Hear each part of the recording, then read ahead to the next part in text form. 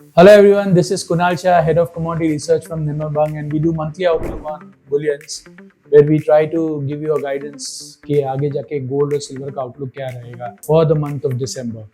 So generally December month रहता है, इसमें हम देखते हैं low volatility, money managers across the world goes on a vacation at the time of Christmas. So 10-15 दिन थोड़ी volatility रह सकती है, but broadly speaking एक रेंज बाउंड ट्रेडिंग लग रहा है मुझे. ज्यादा कोई ट्रिगर में यूएस की फेड की मीटिंग है, वो सबसे बड़ा ट्रिगर रहेगा. क्या सितंबर और अक्टूबर में रेट कट करने के बाद फेडरल रिजर्व नवंबर में भी रेट कट करेगा कि नहीं, या दिसंबर में भी रेट कट करेगा कि नहीं, ये सब इंडिकेशंस एक बड़ा रोल प्ले करेंगे गोल्ड के मंथली आउटलुक डिटरमाइन करने में. तो सबसे पहले हमने लास्ट दिवाली के टाइम पे जो वीडियो किया था मंथली आउटलुक में, उसमें हमने कहा था 2580 के आसपास हमें बॉटम आउट लग रहा है गोल्ड होते हुए, और उसके बाद हमने देखा गोल्ड $2700 के टारगेट्स तक गया. So what were the main reasons? क्यों? Mainly driven by the geopolitical worries. NATO और रशिया के बीच में जो वर्ड ऑफ एक्सचेंज हुए थे, that was quite concerning. Gold in the month of US election के बाद हमने देखा एक गोल्ड में $2700 से एक बड़ी ब्लिप आई. $2540 तक गोल्ड जाता हुआ नजर आया. $2540 हमने गोल्ड में डिप आते हुए देखी $2710 से. तो बहुत बड़ा फॉल था, ऑलमोस्ट $160 का फॉल हमने गोल्ड में आते हुए देखा.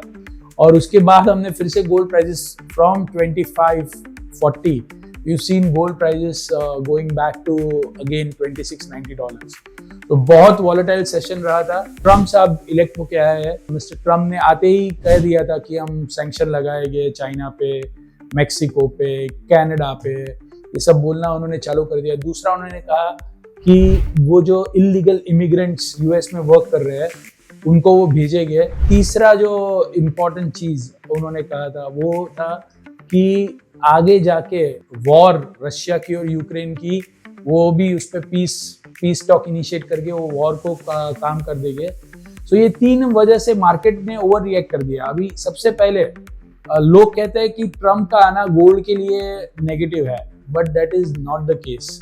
Trump is not against gold, but Trump ने ब्रिक्स ब्लॉक को वार्न किया है कि अगर वो अपनी करेंसी गोल्ड बैक बनाते हैं और डॉलर से बाहर जाते हैं और नई करेंसी पे फोकस करते हैं तो वो 100% सैंक्शन लगा देंगे.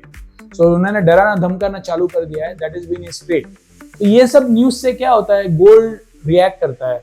सो हमने देखा इजराइल में सीज फायर हुआ, गोल्ड $40 डाउन आया.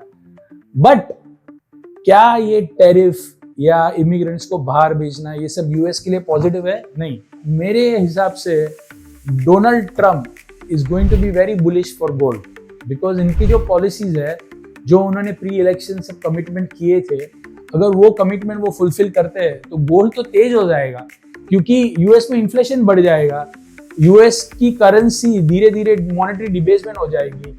यूएस का सबसे बड़ा प्रॉब्लम है उनकी डेट डे बाय डे बढ़ते जा रही है. तो वो डेट को सर्विस करने के लिए इंटरेस्ट रेट नीचे लाने पड़ेंगे, और नीचे लाएंगे तो बट ऑब्वियसली गोल्ड चलने वाला है. तो गोल्ड का जो पूरा ट्रेड है, वेस्टर्न इन्वेस्टर्स ने गोल्ड बाय किया ही नहीं है लास्ट 3 साल में. गोल्ड पूरा बाय किया जा रहा है इंडिया, रशिया, अफ्रीका, ब्राजील, सब इकोनॉमीज जिनको यूएस के बॉन्ड में पैसे नहीं डालने हैं, वो अपनी फॉरेन एक्सचेंज को डाइवर्सिफाई करने के लिए गोल्ड बाय कर रहे हैं. तो ये नैरेटिव कंटिन्यू रहेगा आगे जाके भी. There is no reason why they will not buy gold going forward. So I remain bullish on gold. ये महीने में कोई भी डिप आती है $2600 के आसपास, तो गोल्ड में $2620-2600 के बीच पे बाई करना चाहिए. MCX में that should translate into 75,000 के आसपास बाइंग करना चाहिए. और ऊपर में 2710 का एक रेजिस्टेंस लग रहा है.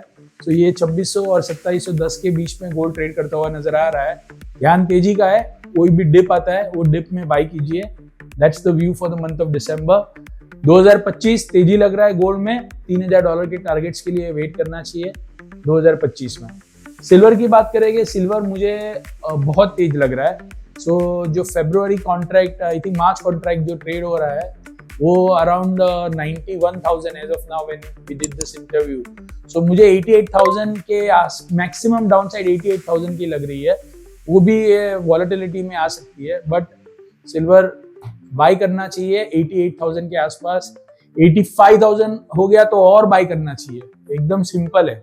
क्योंकि फंडामेंटल सिल्वर की तेजी है, क्लीन एनर्जी के चलते हुए सिल्वर की डिमांड बढ़ने वाली है। Buy at dips silver, and मुझे लग रहा है कि धीरे धीरे धीरे धीरे सिल्वर कंजर्वेटिवली यहाँ से जनवरी फरवरी महीने के आसपास 93 94 तक जाएगी, और उसके बाद तो और तेजी लग रही है। $36-37 और MCX पे अराउंड 1,20,000 के आसपास 2025 में दिखा सकती है।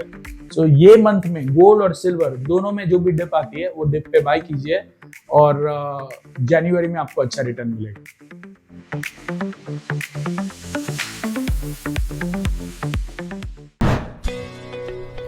Subscribe to our YouTube channel and click on the bell icon to never miss an update from Nirmal Bang.